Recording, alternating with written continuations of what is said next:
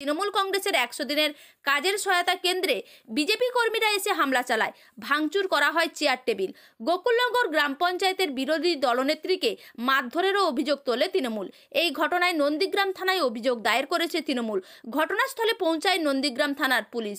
গ্রেপ্তার করা হয় 2 জন বিজেপি কর্মীকে। অপরদিকে সম্পূর্ণ অভিযোগ অস্বীকার করেছে বিজেপি নেতৃত্বের দাবি, উচ্চ মাধ্যমিক পরীক্ষা চলাকালীন বাজারের ওপর জটলা করছিল তৃণমূল।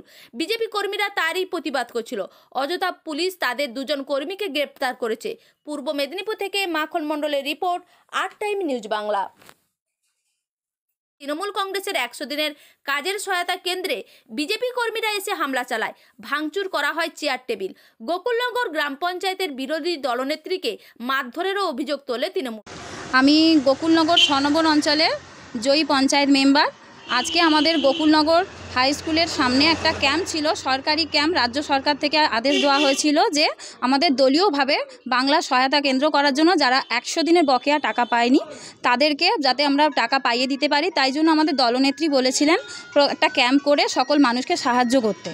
কিন্তু সেখানে আমরা শান্তিপূর্ণভাবেই সেখানে ক্যাম্প করছিলাম। হঠাৎ করে দেখলাম যে কিছু বিজেপির দুষ্কৃতীরা সেখানে এসে আমাদেরকে ফোন টোন ছাড়িয়ে নিয়ে অসভ্য গালিগালাজ করে আমাদের যে চেয়ার টেবিল, আমাদের যে কাগজগুলো ফর্মগুলো ফিল আপ করা ছিল সেগুলোকে ধরে নিয়ে উনারা ছেঁড়াছিঁড়ি শুরু করে দেন এবং চেয়ার ভাঙাভাঙি করে অকথ্য গালাগালি দেয়, যেগুলো বলার নয়। আর কিছু কাগজ ওরা ফর্ম ফিল আপ করা জিনিসগুলো নিয়েও চলে যায়।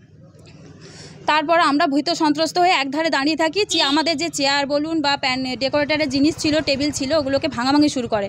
আমি শুধু বাধা দিতে গেছিলাম উনাদেরকে। উনারা আমার শাড়ি ধরে টানাটানি করেন এবং আমাকে চেয়ার দিয়ে মারধরও করেন এবং আমার হাজব্যান্ড যিনি ক্যান্সার পেশেন্ট তাকেও গলা টিপে ধরে তাকেও অকথ্য গালাগাল এবং মারধরও করেন। হ্যাঁ, থানাতে আমি অভিযোগ জানিয়েছি, মেডিকেল করেছি। আমার বুকে খুব জোর আঘাত লেগেছে এবং আমার হাজব্যান্ডেরও লেগেছে। আমার নাম নিবেদিতা ভূঁইয়া, আমি গোকুলনগর 6 নম্বর অঞ্চলে পঞ্চায়েত মেম্বার। দেখুন, অভিযোগ সর্বৈবভাবে ভিত্তিহীন। আজকের এই অভিযোগের কোনো সারমর্ম নেই। উচ্চ মাধ্যমিক পরীক্ষা চলছে, আপনারা প্রত্যেকেই জানেন।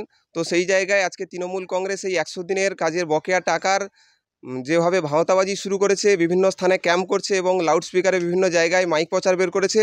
তো সেই জায়গায় আজকে নন্দীগ্রামের গোকুলনগর অঞ্চলে আজকের গোকুলনগরে ওখানে উচ্চ মাধ্যমিক পরীক্ষার সেন্টার আছে। তো সেই সেন্টারের সামনে তৃণমূল কংগ্রেসের কিছু চোরেরা আজকের এই 100 দিনের কাজের বকেয়া টাকা দেওয়ার নাম করে ক্যাম্প করেছিল। সেই ক্যাম্প আমাদের ছেলেরা গিয়ে শুধুমাত্র প্রতিবাদ জানিয়েছিল, জটলা করার জন্য তারা অভিযোগ জানিয়েছিল। সেই অভিযোগ পুলিশ না নিয়ে পুলিশ আরও কী করেছে, আমাদের ভারতীয় জনতা পার্টির 2 জন কার্যকর্তা, বুথের কার্যকর্তা, তাদেরকে গ্রেপ্তার করেছে। তো এর তীব্র নিন্দা ও ধিক্কার জানাই। সুদীপ দাস, তমলুক সাংগঠনিক জেলা কমিটির সদস্য।